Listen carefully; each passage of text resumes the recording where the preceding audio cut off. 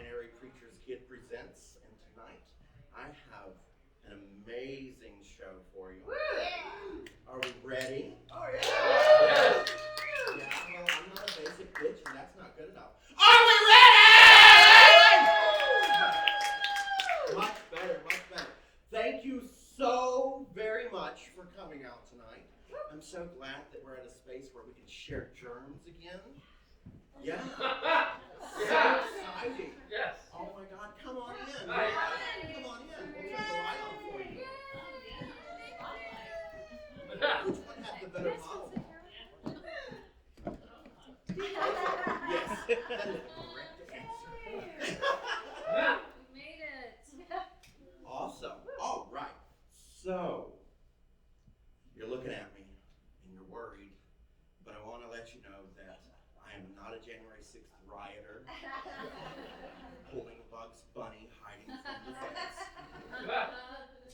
We're safe.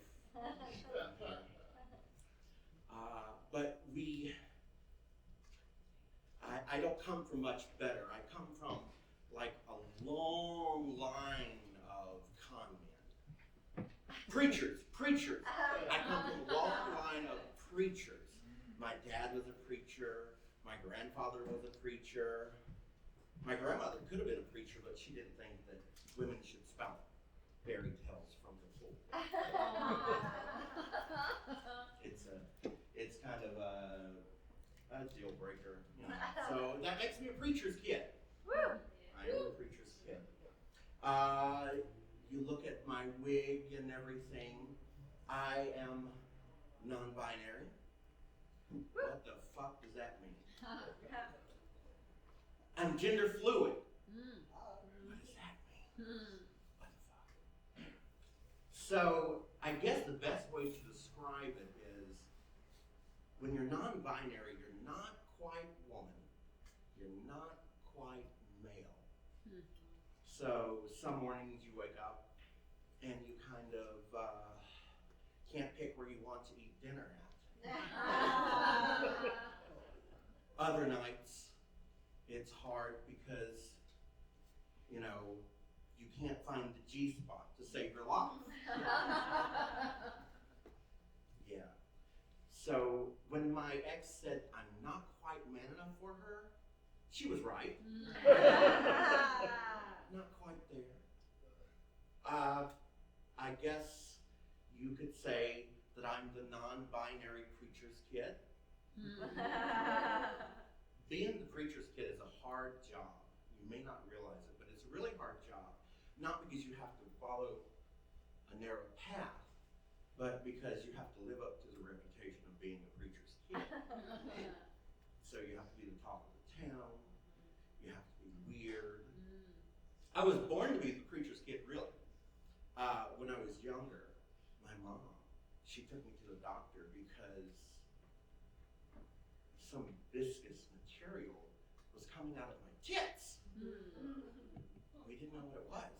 So we went to go see the doctor, and the doctor was like, So your son is lactating. They're intersex. My age, we had the word intersex. And she was like, oh my God! Is that normal? Are they gonna die of tit cancer? And my doctor was like, yes, it's normal. And then he looked at me and he was like,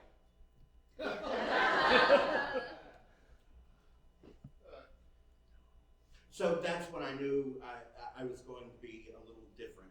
But my mom has always been supportive. Yay. My mom has always been supportive, yeah. She got me some Eddie Izzard tapes. Yes. All the Twisted Sister albums I got. But my mom's like that. She's always been like, find your happiness. Find your happiness. In the dark. Finding your happiness. Yes. It's the experience of anything. I want you to visualize finding your happiness. So here we go. We found our happiness. Yeah. My mom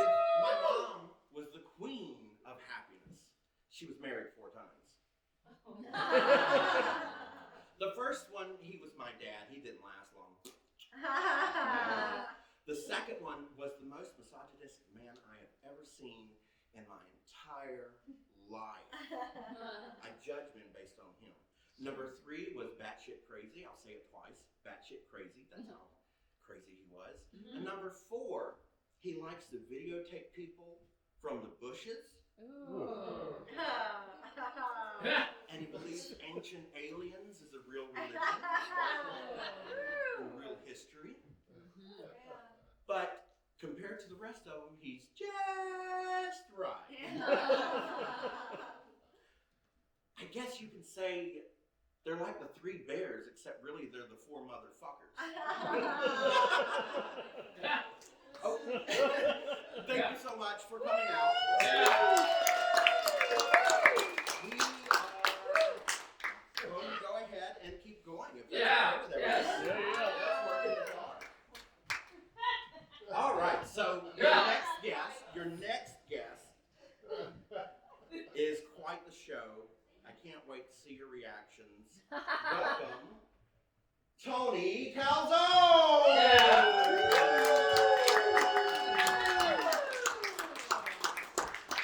That's Frankie Calzone, by the way, not Tony Calzone. All right, Tony Pepperoni is another guy I know, though.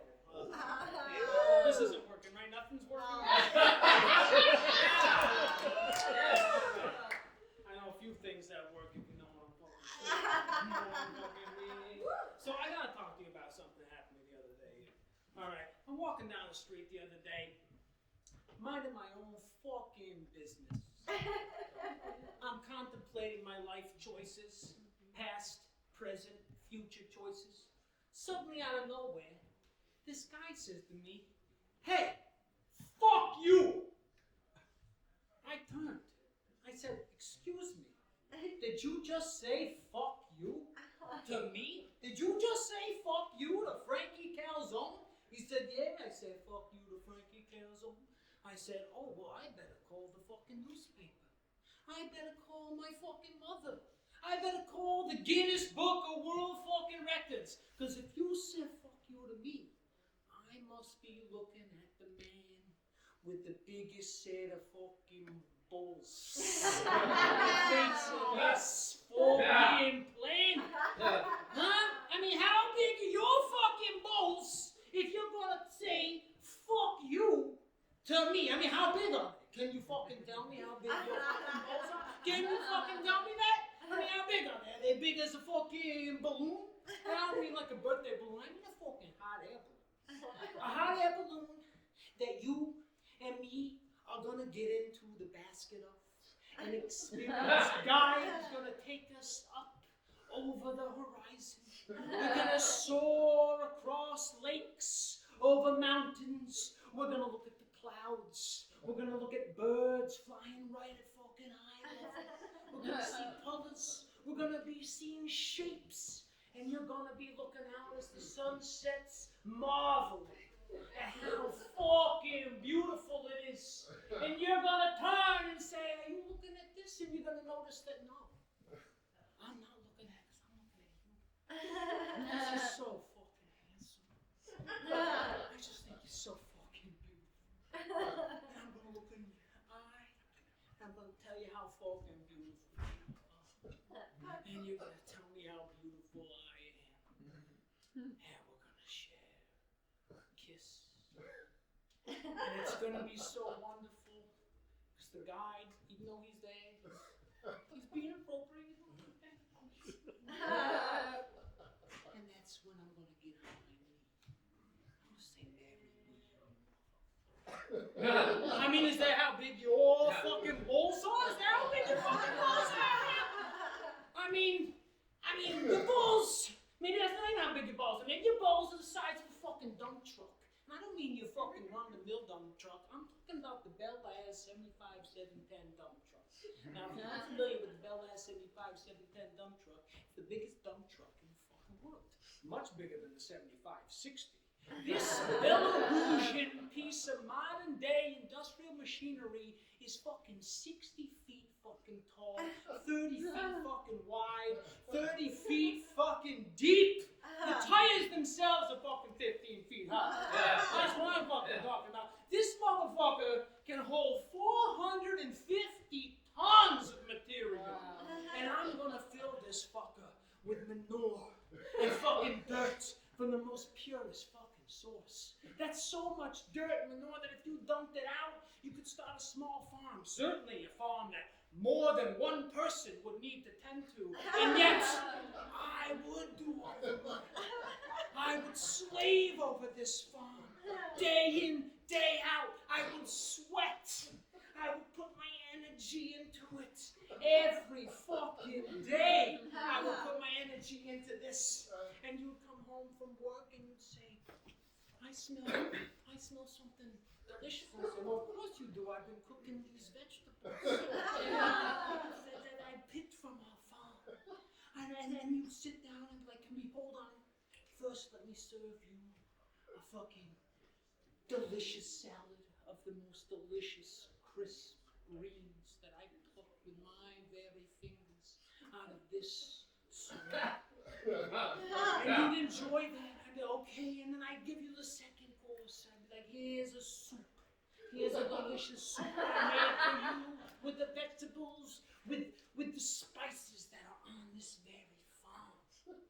And you say, oh, thank you. And I'd say, and here, have a glass of milk. I milked our cow. And I say, thank you for living this life with me. I love you. I mean, is that how big your fucking must be that fucking big, huh? I mean, how big are your fucking balls really? I mean, your balls must be so big that in order for me to suck those fucking things, in order for me to put those fuckers in my mouth, I'm gonna need to take my consciousness back like 40 fucking years to when I'm just a little fucking boy. And then, at that time, I'm gonna have to start stretching my mouth day in and day out.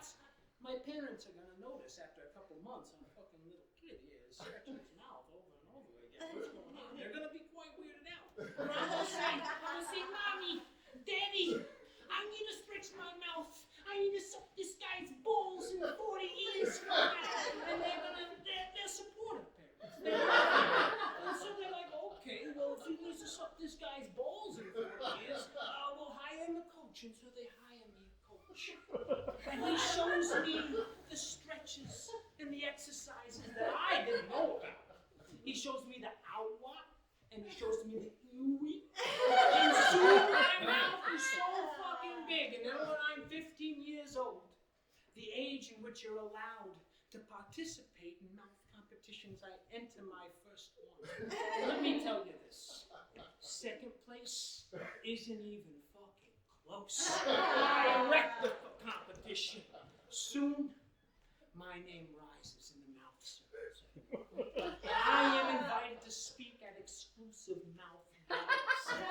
I am the keynote speaker at the Mouth University graduation. And all the while, I continue to enter competition after competition. And I don't win every single one, but I win almost every single one. I set a few fucking records in the process. And my coach, my trainer, he's with me through it all. Yeah, sometimes we don't see eye to eye.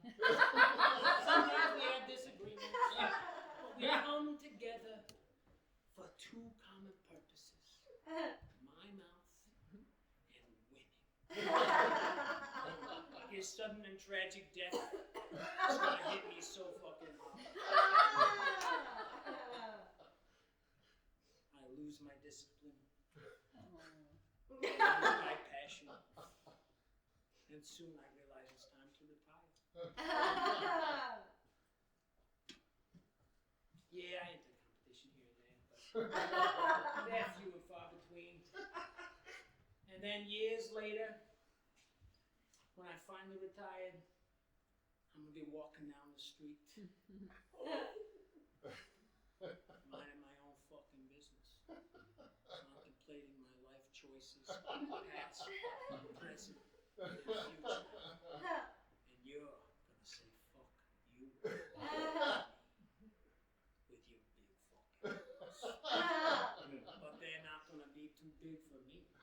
Because I've been practicing for 40 fucking years. And I'm gonna fit those fuckers in my mouth. I'm gonna suck them so hard, I'm gonna suck the skin off those fuckers. And then I'm gonna take my hand, shove it up the fucking mutilated, gaping mess that used to be your fucking scrotum, and then I'm gonna reach up through your fucking body till it finds your fucking heart.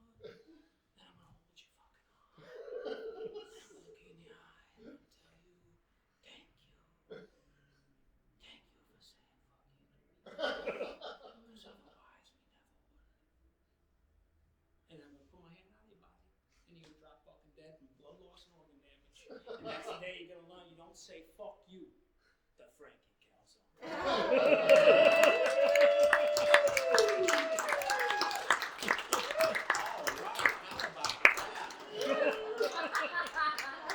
I want spaghetti and meatballs now for some reason. Are we ready to continue this night of Shakespeare? That's what I'm talking about. Our next comedian, he has a production called Insert Token. You can listen to it on Sirius XM Radio or on Prime Video. Please put your hands together and get ready for Julian Michael!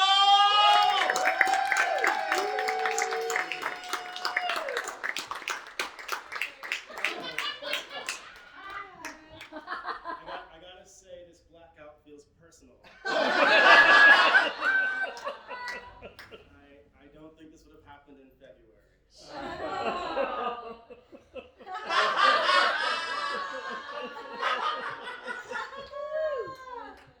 Some of us are late, but we're all here. Trying to get through it together. Frankie Calzone did a lot of talking about balls, but let's make it gayer.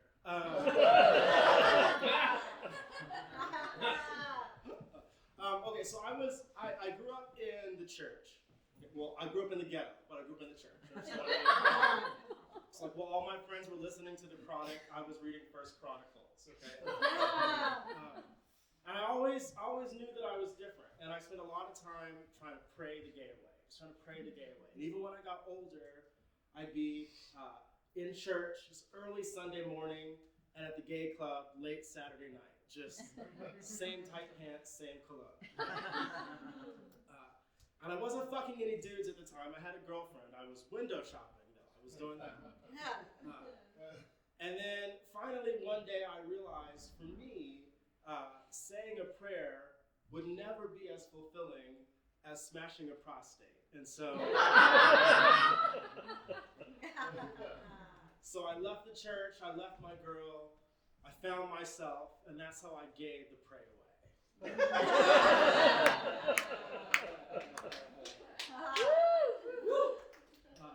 I'll take that applause.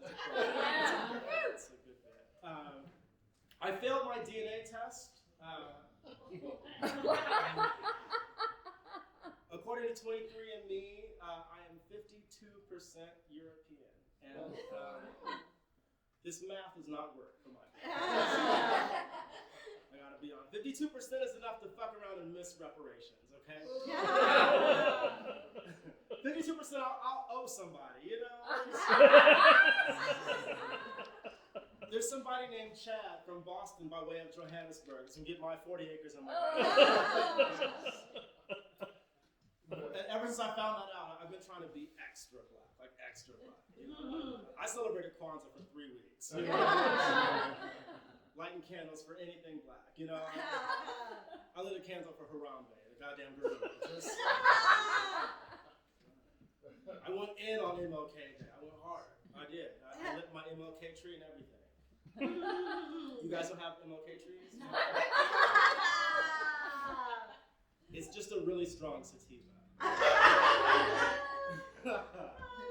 You smoke it, it makes you want to tell people the fucked up dreams you've been having.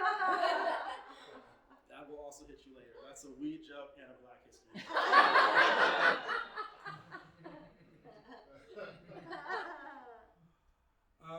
Let's see, what else can I just came out of a long-term relationship. I'm pretty sad about it, actually.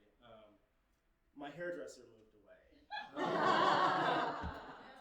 No, that's my most exclusive relationship. I left my husband too, but I'm sad about my hairdresser.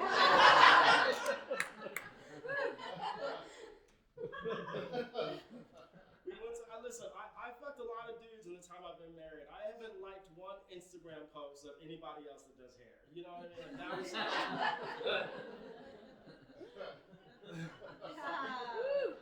And just to be clear, having sex with other people is not cheating in gay, okay?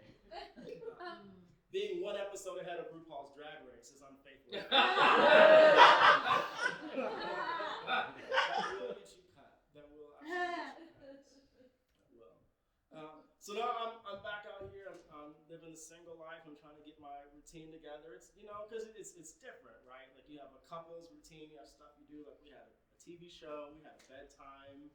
You know, like, we like to be laying down by 10:24 p.m. We wanted to be comfortable before Steve Harvey started the Fast Money Round in the Family Feud. That was But single Julian, I'm up at 2, 3 in the morning, just butt naked, watching infomercials for the air fryer oven. You know? Just jacking off for no reason. I'm not even horny, I'm free. You know?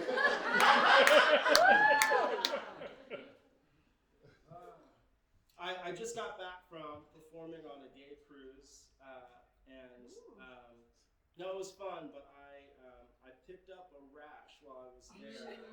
No. Had before. I got sunburned, you guys. I was prepared for syphilis. I was not prepared for a sunburn. I did not know what to do. I was asking my doctor, I'm freaking out. I was like, can you even catch an STD on your shoulder? Like, is this a thing? I didn't know. It's a real problem. But I'm out there. I'm on these apps. That's not a joke so much as a warning. Who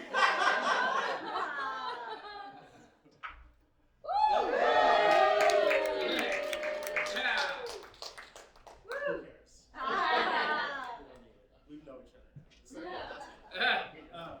I'll tell you this one thing now that we have light back. So I'm on these apps, like I said, and a lot of weird things happen. My favorite thing, though, that happens on Grindr to me now, I get called daddy. No, I'm officially daddy years old. I'm into it. Yeah. But I got called dad the other Ew. day. That is not the same thing. No.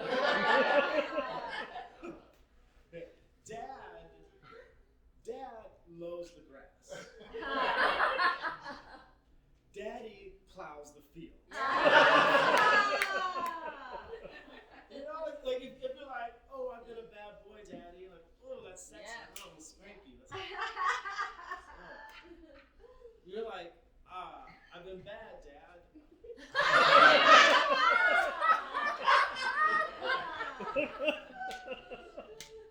Go to your room. Like, what? No Xbox. It's not hot. It's not hot.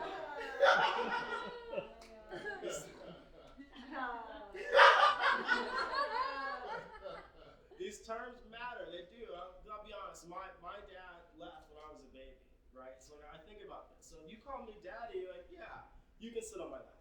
Sure. You call me dad, I'm abandoning you for 30 years. And on that note, I'm abandoning you all.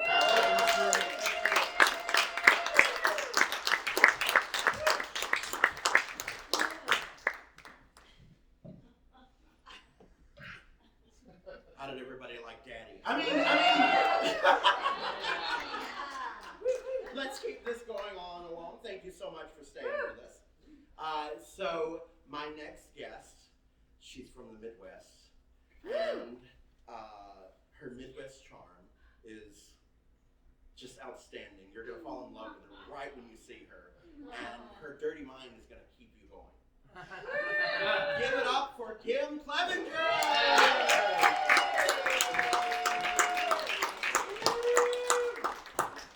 A round of applause for Mother Goose Me. I think I'm officially pansexual. And where's Frank Calzone? Is he out in the crowd now? Yeah. Like, minute. My ex-boyfriend who left a girl's earrings on his nightstand and told me they were his sisters, and I believed him. Frank Pileggi, who said, "You let those fucking dogs sleep in your bed?" And I said, "The dogs say the same thing about you." And let's hear it for Black Sexy Jesus.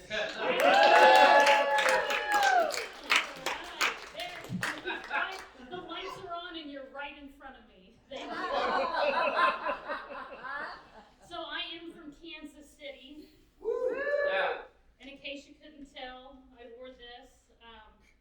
I got the pants at the Bass Pro Shop. Stole the jacket from a Michael Jackson impersonator.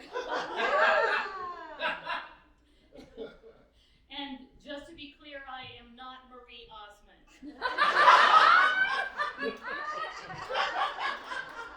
But I could have been.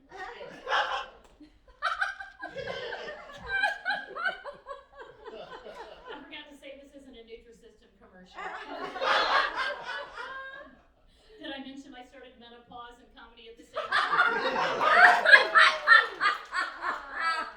If you wonder what's going to come out of my mouth, so do I.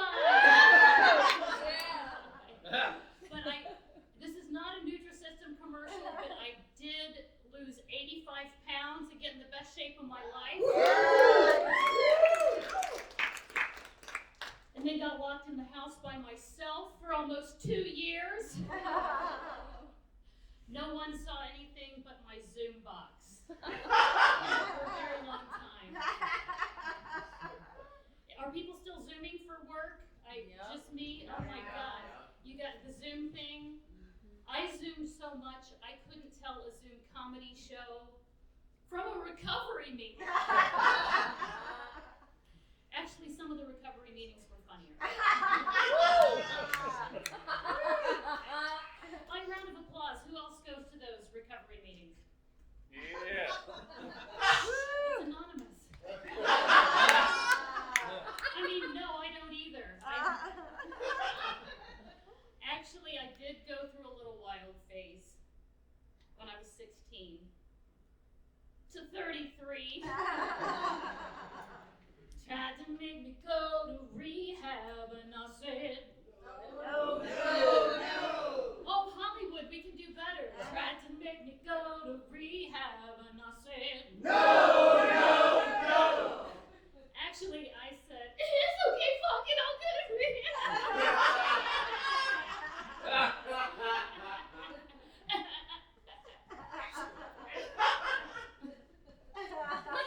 That's exactly what I said. So I haven't had a drink in 22 years. So drinking for me. I haven't been to jail in 22 years. Haven't woken up with a random stranger in 22 days, give or take. Actually, I wish that was true. Sobriety has ruined my sex life. I have to care about the man now that I'm going to remember. You guys, it was just my birthday on Monday. How old? Did you just ask me how fucking old I am? I know better than that. Old enough, yeah, Julian's like, what's the name?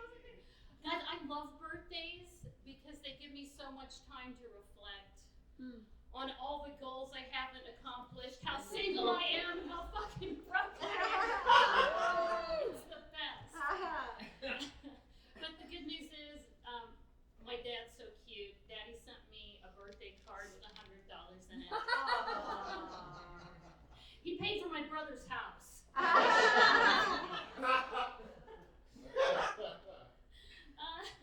But getting old is weird. It's weird. I was getting all that mail to join AARP. I just got a postcard from Forest Lawn. Funeral planning. Too soon. But I know the truth. I waited too long. to get this hot. 'Cause now I'm old and hot. I'm like that stripper that works the day shift steak buffet at the Spearmint Rhino. Yeah.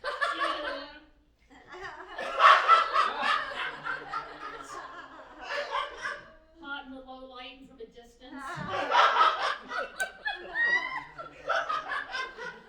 But it is LA. I've been thinking about getting some work done. Not my face. I've been thinking about vaginal rejuvenation. Has anyone gotten that done? No. Julian? But I want to make a deal that if I get my vagina rejuvenated, men my age have to get a scrotum lift.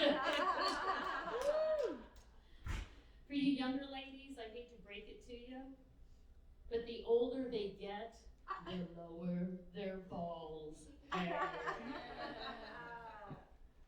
And you have not been traumatized till you've had slappy balls on the back of your thigh.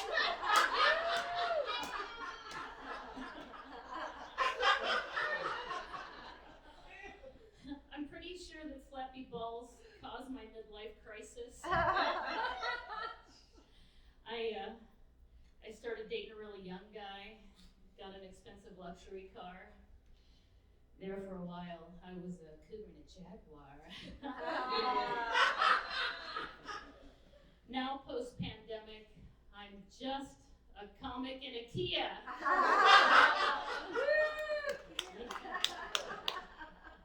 Oh, we got a couple comics in Kias, don't we?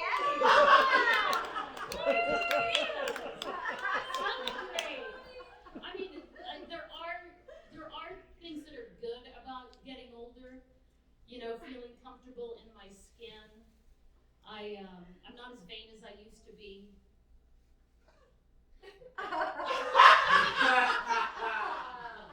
I pray and meditate. I hike and do Pilates. I don't smoke and drink anymore. I do a couple things to feel pretty.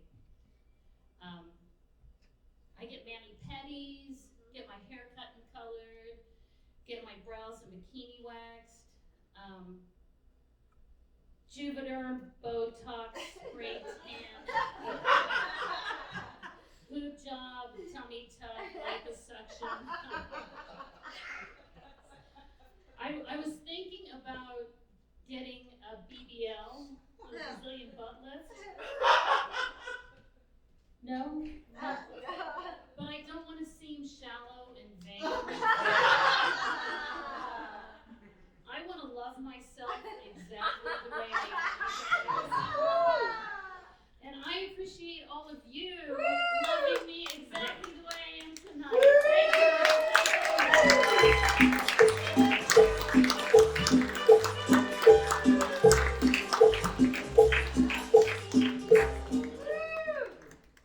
Oh my goodness. Badass is the only words that I have after that. Comedians in comics in Kias. That sounds like a nice sitcom. Based in LA. Let's make that happen. Comics in Kias. Yes, please. Having fun? She's calling for your next comic. She's amazing. She always makes me laugh out loud. Welcome to the stage, Megan Gamble!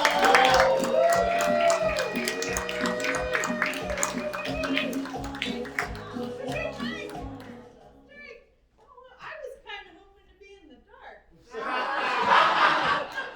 like I was looking forward to it. The lights came back and I was like, oh, fuck. Anyway, I'm a mom. Anyway, no, 50% of the population. No, how many females are there? It's like a 60. Never mind. I'm just rambling now. I'm a mom. I like to go to sporting events so I can do the wave. Because if I put both my arms way up in the air at the same time, my boobs somewhat resemble what they looked like 10 years ago.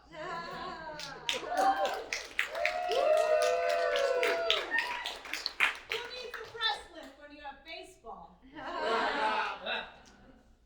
I'm a hoarder.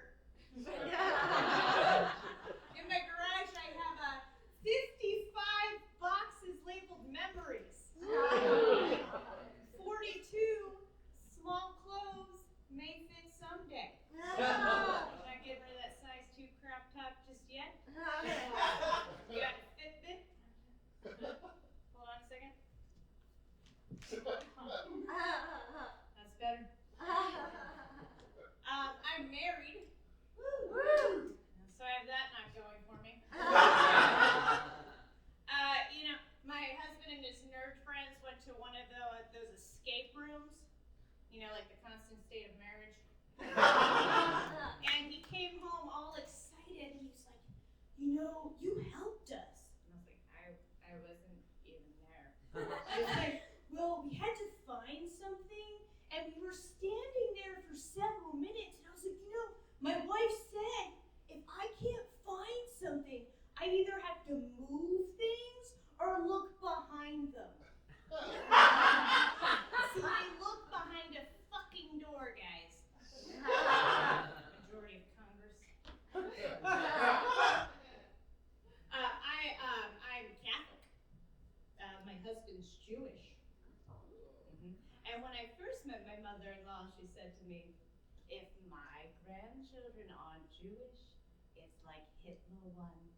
So that's been a lot of fun.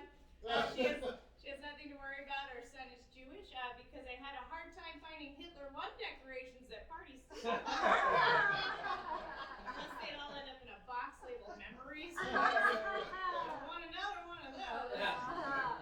I really don't care what religion my son is. I went to an all-female Catholic college, which was great for my bisexual brain. Fooled you guys. And I was raised by a very liberal Catholic school teacher mother. Let me explain after he gets his water. So, for example, this is her take on Mary. She probably was fooling around, but the fact that everybody believed she was a virgin, that's the miracle. And then when assholes were opposing gay marriage, she's like, Jesus was probably gay. I was like, why is that, Mom? She's like, have you seen his body? He was totally ripped. He probably spent a lot of time at the gym. He had 12 male apostles, that slutty friend Mary Magdalene. He loved to travel, especially to India, and he hosted a lot of suppers, even the last one, and he spent most of the time on his knees. Oh my God. So she wasn't really pushing Catholicism on me, and she knew a lot of gay stereotypes. She only ever had me watch 2 movies in my life. One after I got my wisdom teeth removed, Rosemary's Baby. Nothing like a psychological thriller when a woman gets raped by the devil surrounded by naked people to make you forget your own pain. The next one, Thornbirds. It's a mini-series about a priest that has to choose between his love for this woman named Maggie and the Catholic Church. And everybody's asked me, when did you know you weren't Catholic? And I was like, when I watched that movie. Because I would have chosen Maggie. I'm bisexual, not Catholic. Religion, it's fine. If some people do good things because of it, that's great. But I hate the absurdities of it. I had a friend in college, her name was Karen. That was her actual fucking name, was Karen. And she said to me, you're not a true Catholic because you eat meat on Fridays during Lent. Karen, you also eat meat on Fridays. His name is Ronnie. He just left from football practice. Can you imagine God coming down and being like, Karen, good job on not eating meat on Fridays during Lent. Global warming, so good for you. Keep up with that fornicating before marriage. Just don't be gay about it. So, I'm agnostic.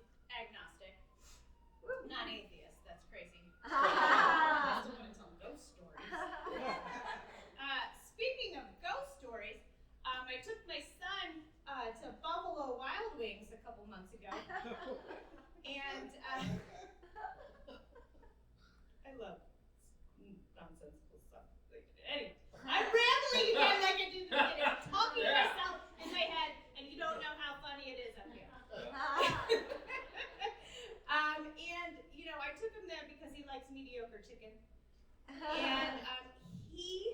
never been around so many television screens. He was overwhelmed. So he's going from like basketball game to football game to basketball game to football game. And he tilts his head and he says, "Are white people allowed to play sports?" I was like, "Well, they're allowed. Sometimes they're just not as good at it." And he's like, "Oh, well, what are they good at?" And the first thing I said, "Colonization."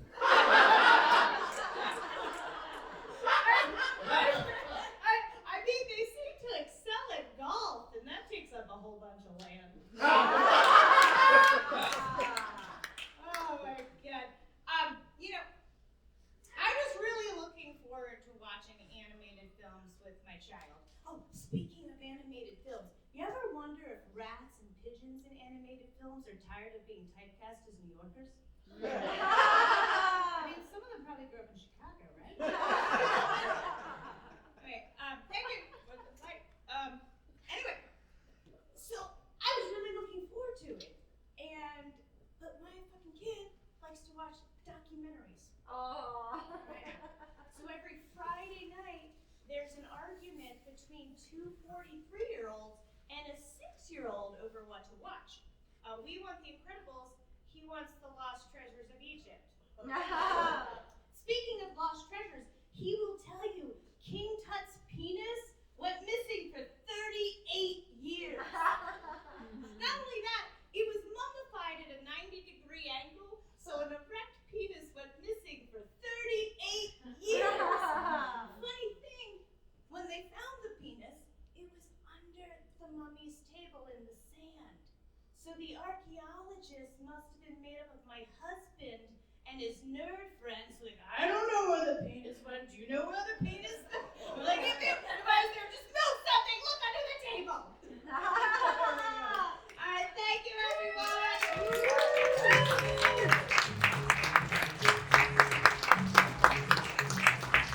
All right. So our feature tonight, she's a recent transplant from the Bay Area out to LA, and last year she was Best of Fest at the 2022 Burbank Comedy Festival. Give it up for Tru Nguyen!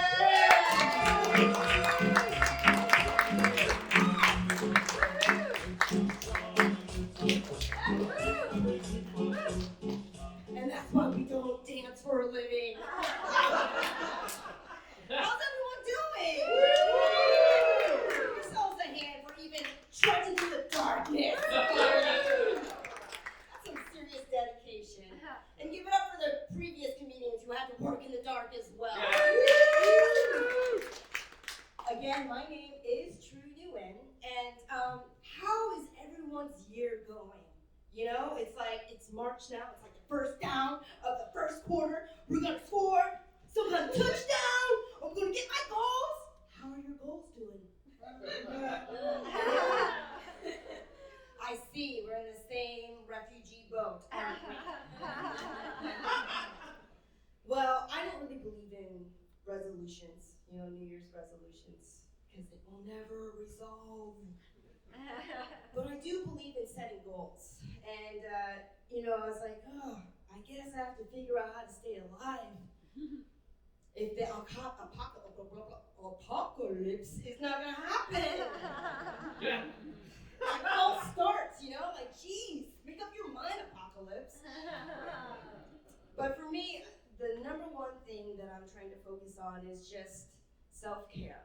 Clap it up if you take care of yourself. And it's okay if you don't. If you have a nice white lady taking care of you too, hey, that's awesome as well, For me though, it's like self-care. It's like mind and body and spirit. And for anyone here, I don't know, I'm trying to eat organic. Anyone? Okay, a few. It's expensive, you all. Because I eat a lot of organic, unprocessed feelings. And do I pay for it? For sure! Just pounds of shame and regret.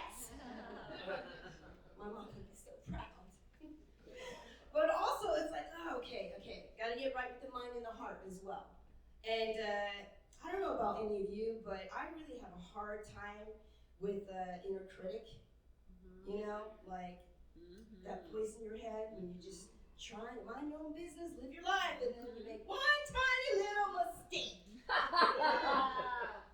You breathe wrong. Oh, way to screw it up, you beep bop boop beep bop bop boop.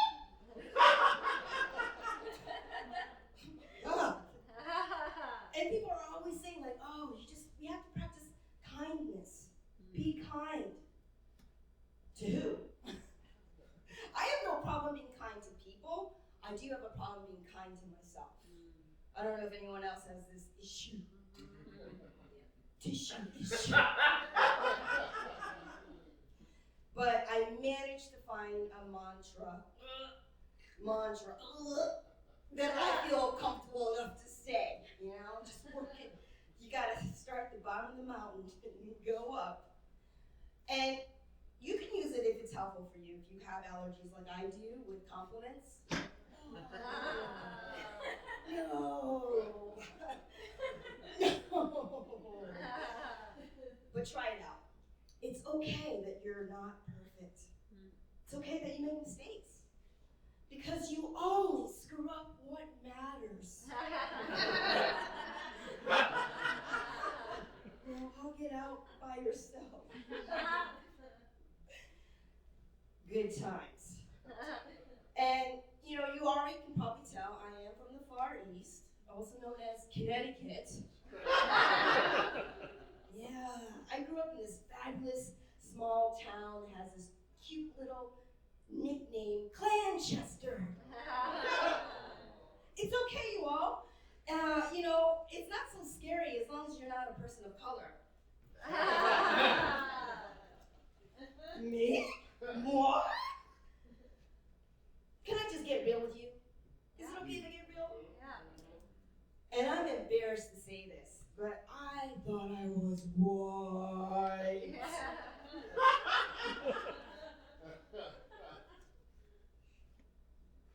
Turns out I'm not. But we get imposter syndrome, you know? Like it just screws with your mind when you think you're one thing, but you're really another, and you're trying to fit in. And you know what imposter syndrome is? Yeah. Oh yeah. You're like, oh, let me tell you all about it. We're in LA. It's called being a bad actor. And for me, I feel like I have imposter syndrome with being Asian. And, you know, I'm so Asian, I hate rice.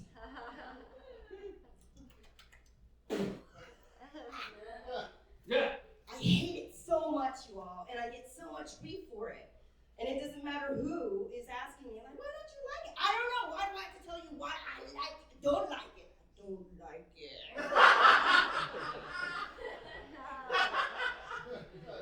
Mom, we've been over this.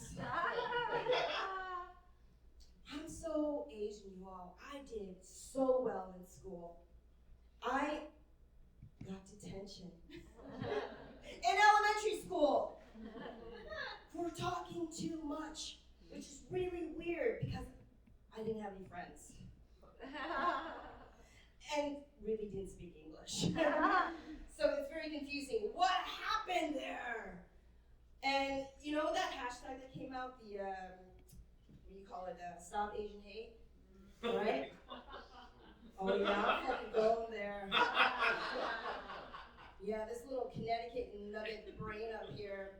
When you hear Stop Asian Hate, what are you supposed to do? Stop Asian. That's what I thought too, right? And I was like, yeah, finally, we're gonna address this. 60% of the world is freaking Asian. Stop hating each other. It starts with you, Mom. Stop Asian hate. Because think about it, if it said hashtag stop white hate, I don't think you're gonna be helping people like, Karen's okay. Very confusing, very confusing. But despite that, you know, I'm trudging through, like, you know, the whole fake it till you make it kind of business. Chase your dreams. And for me, chasing my dreams was about quitting my full-time job to become a comedian.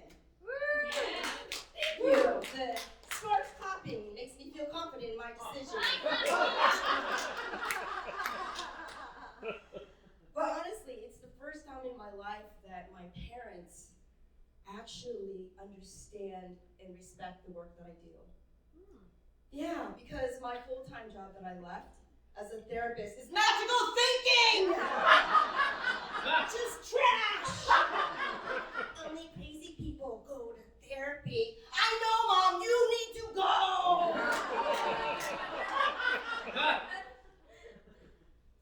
But we still chase our dreams, right? And I don't know what, yes! And I don't know what motivates all of you. You know, first of all, do you guys still have dreams? Yeah. There's a few of you I'm a little worried about. No judgment, it just could be me.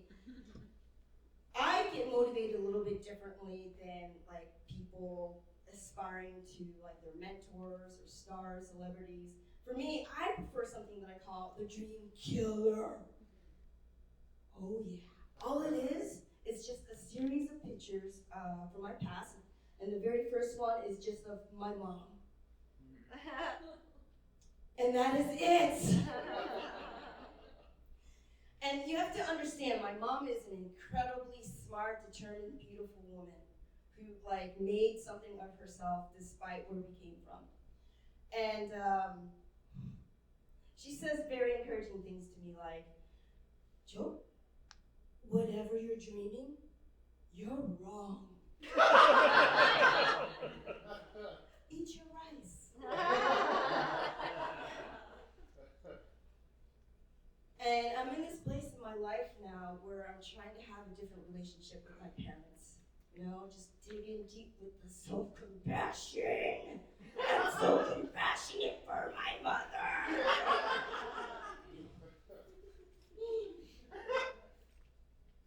And I have to remind myself that before I was born, before any of us were born, our parents were once humans.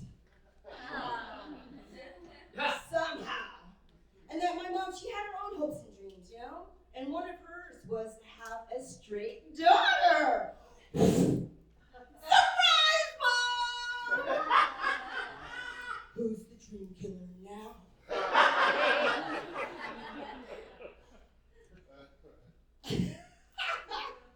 And they made my life so easy as a result of that, you know? Coming out, I don't know, like, I didn't have a choice to be in the closet when I realized I was gay, because I lived with hoarders. To come out, I actually had to leave the house and bring it with my boyfriend, Troy. And, you know, lesbians get a bad rap. And, you know, we're like, you think we hate the freaking, you know, like, no. I have brothers. I have a dad. I have, you know, and Troy, good man, but what he said to me was very surprising. When I came out to him, he just responded, let me try that again. When I came out to him, this is the only Asian part about me right up in here, and I will tell you, what, dude? Now that makes me Asian. When I came out to him, he just basically said to me, I thought that might be the case.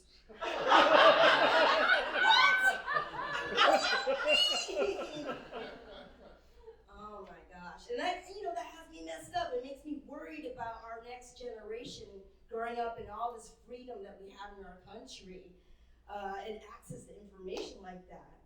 You know, don't say gay. Well, I wish someone had said, you gay, back then a lot sooner. I would not have been offended, for sure. I would have sped things up a little bit. But comment up here if you all believe that gay is an alternative lifestyle. Okay, that was a test. Good job. A plus. Star for everybody. Yeah, it's not a choice. Because, let me just put it this way. If you don't have a choice, then you don't have an alternative. I didn't have an alternative. And if you have an alternative, you might be gay. The only alternative choice that I have is being single. Who are the single people in the house?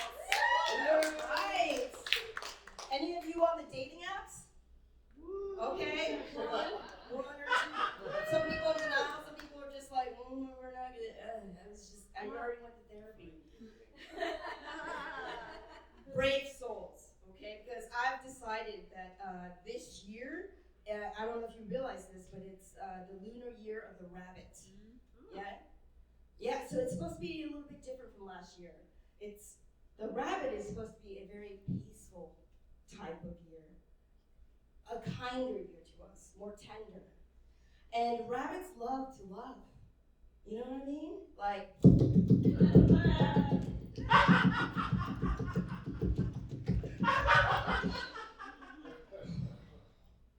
that's a lot to take in for the year. Those bunnies be bumping. These are gay rabbits, by the way. But this is the time that I decided there's no nookie for Nguyen this year. And I'm okay with that because here's the thing. If I'm gonna be honest, I'm scared to go back in that dating world. Because it's not the same anymore. It's like, dating is like going to the ice cream shop, right? It's no longer chocolate, vanilla, strawberry. It's like 37 flavors. You're like, what choices do I have?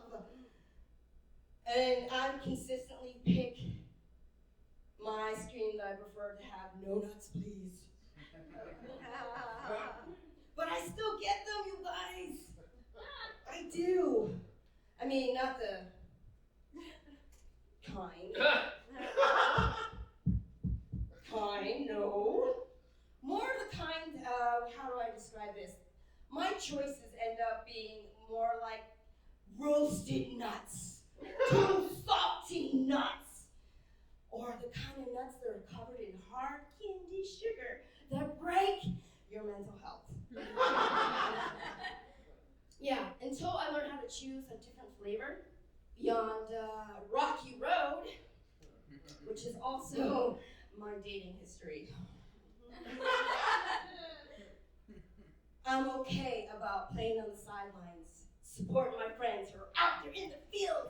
Oh, this dating business, so rough! I'm here for you.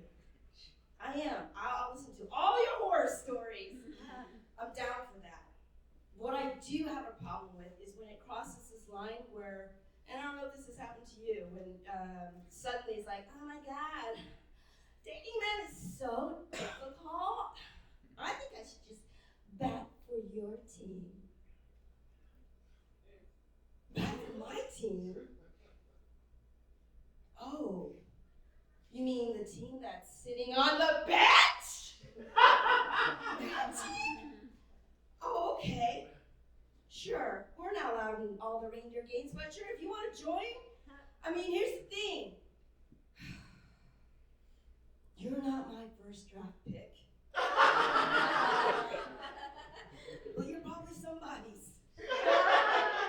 And you will score. We're very giving people. Even if we're pinched. We'll let you sit on our lap.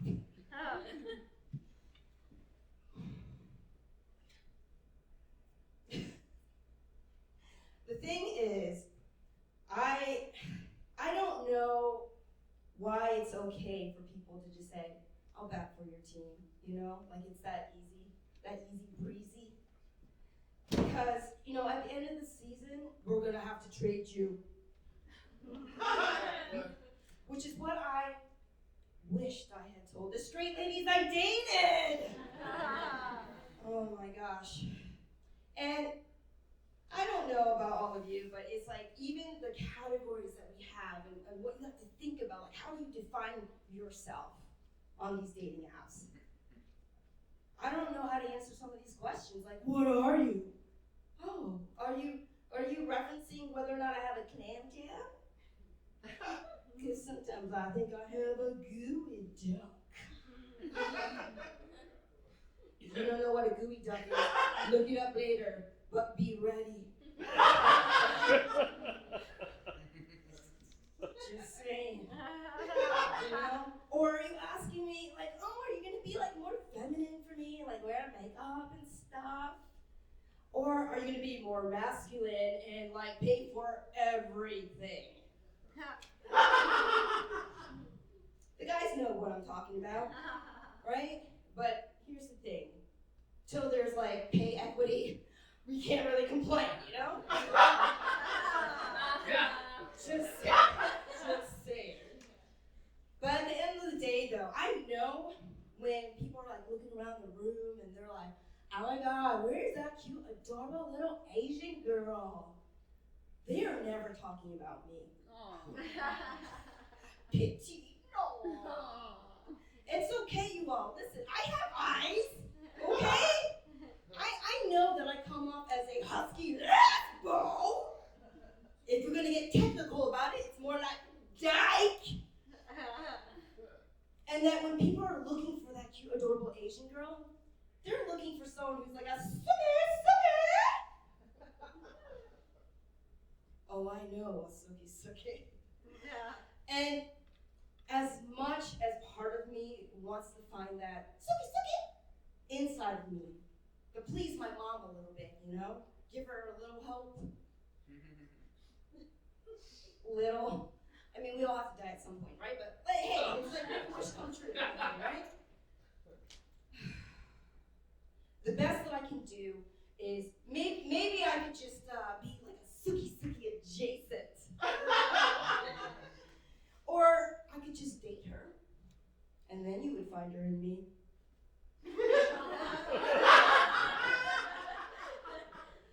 Or I think the harder choice is to just say, screw it, I'm gonna be myself. Thank you so much.